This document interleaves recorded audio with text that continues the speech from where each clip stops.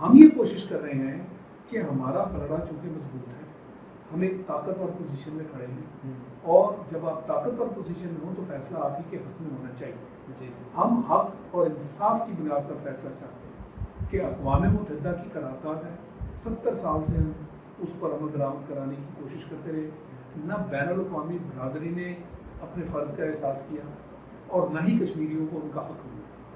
لہٰذا وہاں جو تحریک اب چل رہی ہے، خاص کر ان کا جو ایک نوجوان لیڈر برہان والی، اس کی شہادت کے بعد اس تحریک نے زور پکڑا ہے اور اس تحریک میں سے وہ پیچھے ہٹنے کو تیار نہیں ہے۔ ان کے لیے آزادی کی جنگ ہے، ان کا حق ہے، اور اقوام متحدہ کی قرارداد ہے جو بڑے صاف طریقے سے کہتی ہے کہ یہ کشمیر متنازع علاقہ ہے، لہٰذا اس میں کشمیریوں کی رائے شماری ہونی چاہیے اور وہ اپنی قسمت کا فیصلہ اس رائے شماری کے ذریعے کریں۔ اس میں کوئی ابہام نہیں، ٹھیک، مگر اس میں ابہام ڈالا گیا وقت کے ساتھ ساتھ ہندوستان کی طرف سے۔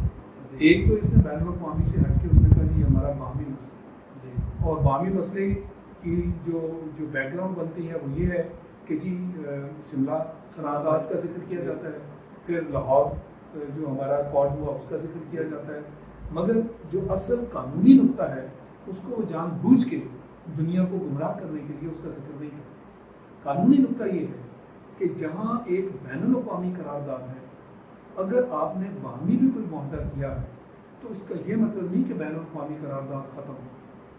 بین الاقوامی قرارداد اپنی جگہ قائم ہے، اور اسی کی چھتری میں اور اسی کی روشنی میں کشمیر کا مسئلہ حل ہوگا، ٹھیک، اور ہم نے اگر باہمی بھی بات کی تو اس میں ہم اپنے پیچھے تو نہیں ہٹے، ہم نے کوئی ایسا مفہوم تو نہیں دیا کہ جس کے اندر ہم کہیں کہ جی باہمی طور پر ہم کوئی اس کا اور فیصلہ کر لیتے ہیں۔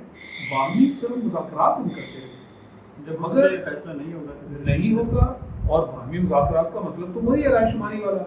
ہم جو کشمیر کا فیصلہ ہے وہ اقوام متحدہ کی قرارداد کے مطابق کرنا چاہتے ہیں۔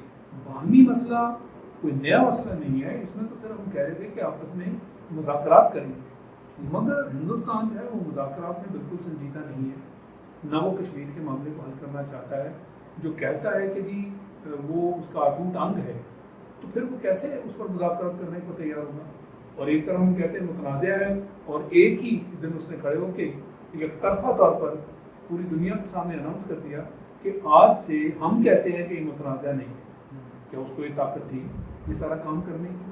کشمیر کی جو بھی پوزیشن ہے اس کو 370 ختم کر دو اور 35 سے ختم کر دو، اور یوں اس کو اپنی یونین کا حصہ بنا دو، اور کوئی آج سے متنازع نہیں ہے، یہ ہندوستان کا حصہ ہے۔ تو اس لیے جو عمران خان نے جو باتیں کی ہیں وہ بالکل بجا ہیں، ان کی مایوسی بھی بجا ہے۔ وہ دنیا کے سامنے اپنا کیس رکھ رہے ہیں کہ بھائی آپ کا جو ضمیر ہے کیا وہ مدعا ہو گیا؟ یہ فیصلہ جب بین الاقوامی آپ کہتے ہیں تو اس میں دنیا کے سارے بڑے ممالک شامل ہیں، کیونکہ اقوام متحدہ انہیں کے نام سے بنی ہے، تو پھر آپ اپنا کردار ادا کریں، اقوام متحدہ کو ان سے یہ اس پر عمل درآمد کرائیں، اور خاص کر امریکہ کو یہ وارننگ ہے کہ چونکہ آپ کی سب سے بڑی طاقت ہے، عمران خان نے پریزیڈنٹ ٹرمپ کے ساتھ گفتگو میں بھی کہا ہے کہ اگر آپ اشارہ بھی کر دیں گے تو یہ مسئلہ حل ہو جائے۔ فی الحال وہ کرفیو کی باتیں کر رہے ہیں، اور ساتھ ہی کہہ رہے ہیں کہ کشمیر کا معاملہ حل کرانے میں اقوام متحدہ کی قرارداد کے ساتھ ہماری مدد کرو، مگر ابھی تک جو پریزیڈنٹ ٹرمپ ہے اس کی طرف سے تو اس طرح کا بیان نہیں آیا۔ آپ کے حق میں اگر بیان آئے ہیں وہ 4 ممالک، روس، چین، ایران اور ترکی، کھلا انہوں نے کہا ہے کہ کشمیر کا مسئلہ اقوام متحدہ کی قرارداد کے مطابق ہونا چاہیے۔ اس کے علاوہ یہ جو بڑے ممالک ہیں ان میں سے تو کسی نے آپ کا ساتھ نہیں دیا۔ صحیح سر، آپ نے جو بات کی اسی کے تناظر میں پچھلی بات سے لنک ایک اور سوال ہے۔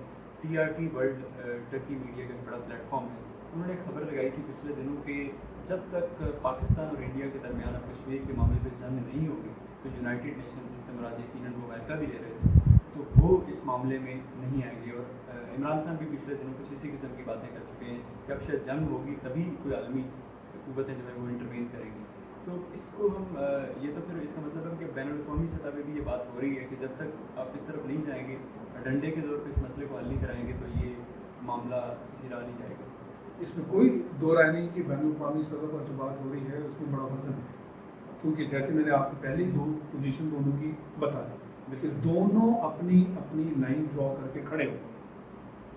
ہمارا کیس مضبوط ہے, ہم سمجھتے ہیں کہ ہندوستان کی لائن جو ہے اس میں لچک پیدا ہو سکتی ہے کیونکہ وہ ایک متنازع علاقے پر قبضہ کیا ہے. اقوام متحدہ کے پاس یہ مینڈیٹ ہے, طاقت ہے کہ اس پر یہ رویہ اختیار کریں اور اسے کہیں کہ آپ کو اجازت نہیں تھی کہ ہمارا جو فیصلہ ہے اس کو یک طرفہ طور پر آپ اپنے حق میں اس کا فیصلہ کریں اور متنازع علاقوں کو اپنا علاقہ, یعنی ایک طرح سے قبضہ گروپ ہوا نا, اس کو ہتھیایا ہے.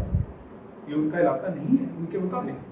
تو جو فیصلہ انہوں نے کیا ہے وہ یہ کہنا چاہتے ہیں کہ اس کے مطابق عمل ہونا چاہیے, مگر ہندوستان اپنی جگہ ہوا ہے. تو غلط طریقہ کار ہندوستان نے اختیار کیا ہے.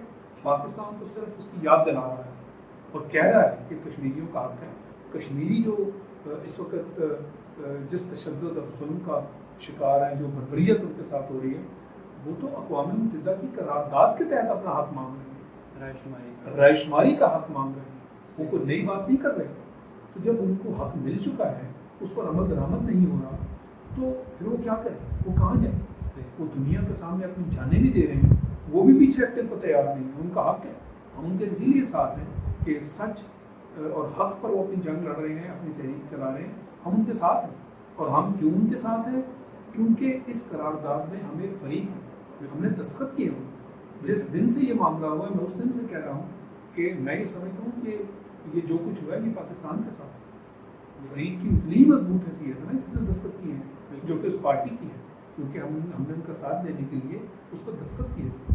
ایک فریق ہندوستان ہے اور دوسرا پاکستان ہے. اور المیہ یہ ہے کہ جب 1948 میں یہ وہ جو مہاراجہ ہے اس نے اس ویلی کو زبردستی طریقے سے ہندوستان کے ساتھ جوڑنے کی بات کی تھی, تو تب سے ہماری فوج تو اس وقت نہیں تھی, مگر ہمارے قبائلی بھائی اس وقت اکٹھے ہم نے ایک گروپ قائم کیا جس کے تحت وہ باقاعدہ وہاں گئے اور انہوں نے لڑائی شروع کر دی. اور وہ بڑی تیزی سے آگے بڑھ رہے تھے. جو آزاد کشمیر ہے یہ اسی وقت کا ہم نے حاصل کیا ہوا ہے اور وہ آخر تک جا رہے تھے. یہ وہ وقت ہے جب ہندوستان بھاگا اقوام متحدہ کے پاس اور ان سے کہا کہ جناب یہ جنگ بندی کرائی جائے. ان کی گزارش پہ یہ جنگ بندی ہوئی اور آج اس کے مانند بن کے بیٹھے. اور اس کے بعد وہ سیز فائر لائن بنی جس کو بعد میں آپ نے LOC بنا دیا. تو کبھی بھی یہ نہیں سوچ سکتے تھے کہ ان کے کہنے پہ جنگ بندی کروائی گئی ہے. اور ان کے جو بڑے لیڈر ہیں, نہرو ہے, گاندھی ہے, وہ کبھی سوچ بھی نہیں سکتے تھے کہ اس طرح کوئی وقت آئے گا کہ ہندوستان اس پر قبضہ کرے گا. وہ ہمیشہ سے یہی بات کرتے رہے کہ جو بھی فیصلہ کشمیر کا ہوگا وہ کشمیریوں کی رائے شماری سے. آج یہ مودی نے سارا کچھ ایک ہی اسٹیٹمنٹ میں بدل کر ان کی اسٹیٹمنٹ موجود ہے بالکل کشمیری جب سے تھے ان کی خط و کتابت ہوئی ہے, اس کے اندر ہر چیز موجود ہے, مگر اس نے ساری چیزوں کو رد کر دیا. ہندوستان جو ایک سیکولر اسٹیٹ تھا ان کے مطابق, جس میں بڑے چھوٹے سب جو ہیں ہر طرح کے لوگ انہوں نے اکٹھے مل کے رہنا تھا, اور اس میں کوئی اس طرح کی چیز نہیں تھی کہ چونکہ یہ ہندو اکثریت میں ہے تو لہٰذا ان کا غلبہ ہے. یعنی مسلمان بھی تو دیکھنا 20-22 کروڑ کے قریب تو مسلمان ہیں. جو ان کی حالت ہے اور جو ان کے ساتھ سلوک ہے وہ سب کے سامنے. عیسائی ہوں تو ان کے ساتھ بھی ایسا سلوک ہے, سکھ ہو تو ان کے ساتھ بھی ایسا سلوک ہے. اور ان سارے مسئلوں کی جو جڑ ہے وہ RSS ہے, کیونکہ وہ ایک دہشت گرد جماعت ہے. اور مودی جو ہے وہ خود RSS کا آج بھی ایک سرگرم رکن.